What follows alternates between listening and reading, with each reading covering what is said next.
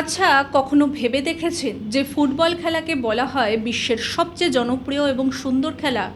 সেই খেলার জয় উদযাপনের আড়ালে একটা আস্ত উন্নত দেশের রাজধানী কিভাবে যুদ্ধের ময়দানে পরিণত হলো? হ্যাঁ, ঘটনাটি সুদূর কোনো যুদ্ধবিধ্বস্ত দেশের নয়। ঘটনাটি ঘটেছে ফ্যাশন, সংস্কৃতি আর আধুনিকতার প্রতীক ইউরোপের অন্যতম সেরা শহর প্যারিসে। গত 30শে মে 2026 চ্যাম্পিয়ন লিগের ফাইনালে যখন প্যারিস সেন্ট জার্মেই জয়লাভ করল, তখন গোটা ফ্রান্স জুড়ে আনন্দের উৎসব হওয়ার কথা ছিল। কিন্তু সেই উৎসবের আড়ালে যা ঘটল তা দেখে আজ স্তম্ভিত পুরো বিশ্ব। নমস্কার, আমি চন্দ্রিমা, মাধ্যমের আরেকটি ভিডিওতে আপনাকে স্বাগত। ভিডিওটি ভালো লাগলে লাইক এবং শেয়ার করতে আর আমাদের মাধ্যম চ্যানেলটিকে সাবস্ক্রাইব করতে একদমই ভুলবেন না। মাত্র কয়েক ঘন্টার মধ্যে প্যারিসের রাস্তাগুলো পরিণত হলো রণক্ষেত্রে। গাড়ি পুড়িয়ে দেওয়া হলো, সাধারণ মানুষের দোকানপাট লুট করা হলো, আর সরাসরি আক্রমণ চালানো হলো আইন শৃঙ্খলার রক্ষক অর্থাৎ পুলিশের ওপর। ফ্রান্সের অভ্যন্তরীণ মন্ত্রক জানিয়েছে এই তাণ্ডবের জেরে দেশ জুড়ে প্রায় 900 জনকে গ্রেফতার করা হয়েছে এবং 180 জনের বেশি পুলিশকর্মী গুরুতর আহত।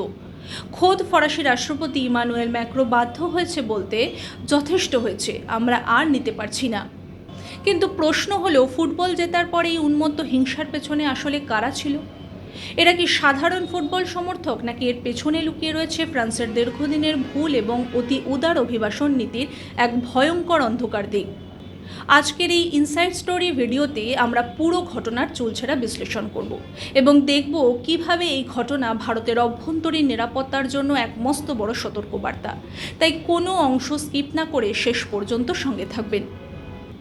অনেকেই বলতে পারেন, ফুটবলে জেতা বা হারার পর হুলিগানিজম বা গোলমাল তো নতুন কিছু নয়। কিন্তু ইউরোপের সমাজবিজ্ঞানীরা এবং রাজনৈতিক বিশ্লেষকরা স্পষ্ট ভাষায় বলেছেন, এই দাঙ্গার সঙ্গে ফুটবলের কোনো সম্পর্ক ছিল না। ফুটবল ম্যাচটি ছিল কেবল একটি উছিলা বা সুযোগ, যার আড়ালে রাষ্ট্রশক্তির বিরুদ্ধে নিজের ক্ষমতা প্রদর্শন করেছে এক নির্দিষ্ট গোষ্ঠী।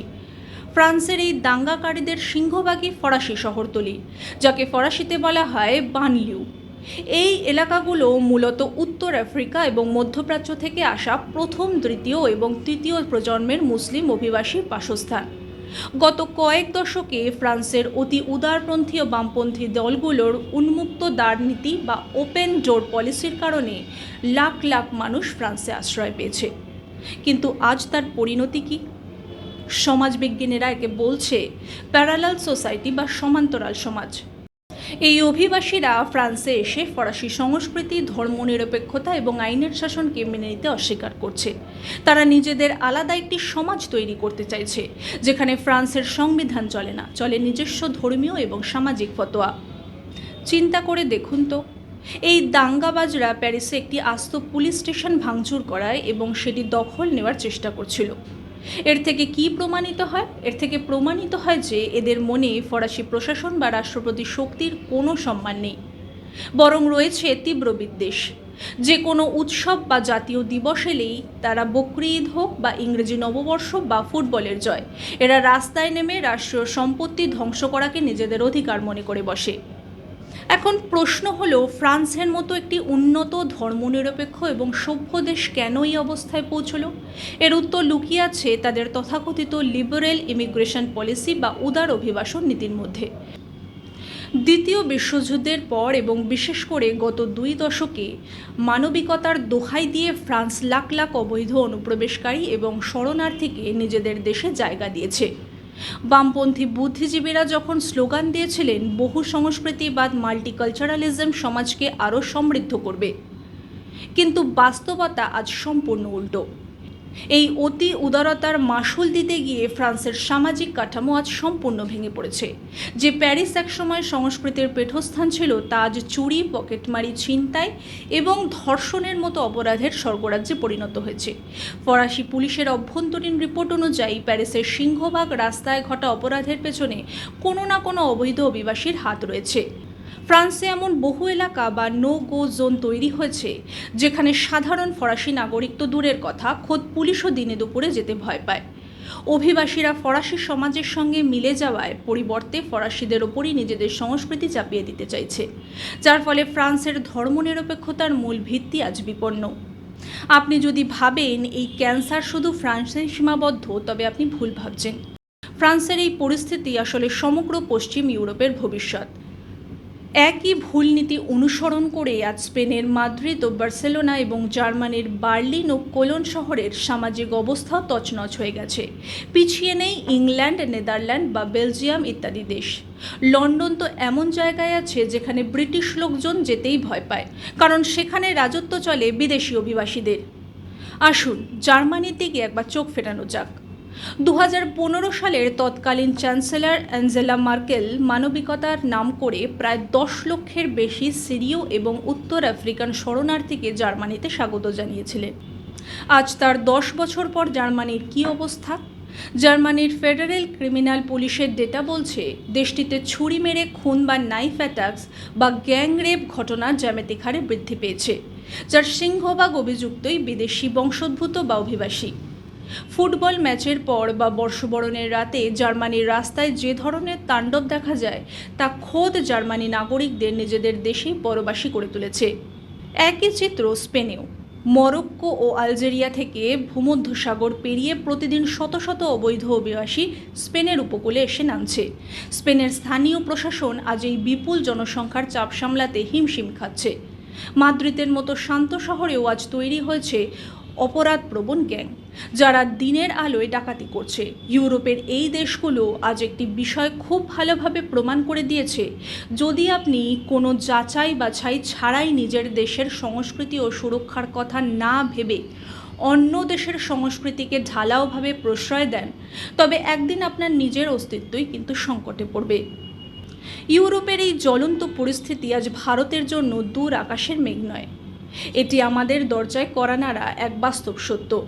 2026 সালের ভারতে দাঁড়িয়ে আমাদের এখনও এই ইউরোপীয় বিপর্যয় থেকে শিক্ষা নিতে হবে। কেন?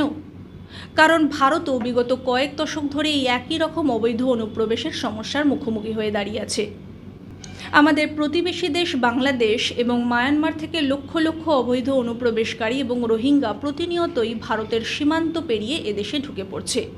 আর ঠিক যেমনটা ফ্রান্সে হয়েছে, ভারতের কিছু তথাকথিত ধর্মনিরপেক্ষ এবং তোষণকারী রাজনৈতিক দল নিজেদের ভোট ব্যাংক পাকা করতে এই অনুপ্রবেশকারীদের সস্তায় রেশন কার্ড, আধার কার্ড পাইয়ে দিচ্ছে এবং দেশের বিভিন্ন প্রান্তে পুনর্বাসনের ব্যবস্থা করে দিচ্ছে।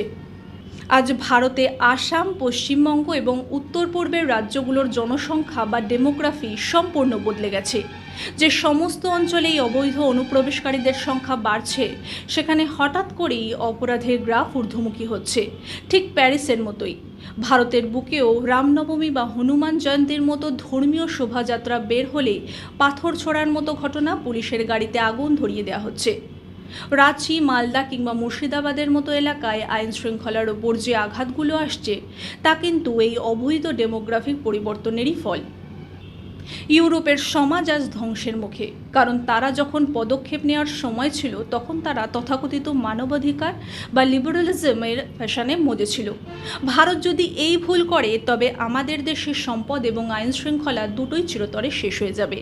ভারত কোনো ধর্মশালা নয় যে পৃথিবীর যে কেউ এখানে এসে নাগরিকত্বের দাবি করবে এবং এদেশে ট্যাক্স পেয়ারদের টাকায় বিনামূল্যে সুযোগ সুবিধা ভোগ করবে। আমাদের দেশের সীমিত সম্পদ যেমন জমি, জল, চাকরি, স্বাস্থ্য পরিষেবা, এগুলোর ওপর প্রথম অধিকার এদেশের বৈধ নাগরিকদের। অবৈধ অনুপ্রবেশকারীরা এসে এই সম্পদের ওপর থাবা বসাচ্ছে, যার ফলে এদেশের দরিদ্র মানুষ নিজেদের অধিকার থেকে বঞ্চিত হচ্ছে। তাই ভারতের সুরক্ষার স্বার্থে আমাদের অবিলম্বে 3টি অত্যন্ত কড়া পদক্ষেপ নিতে হবে। 1. কঠোর সীমান্ত পাহারা এবং জিরো টলারেন্স।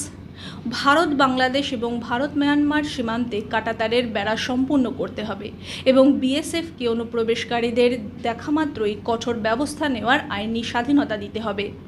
2. আধার ও ভোটার কার্ডের স্ক্রুটিনি।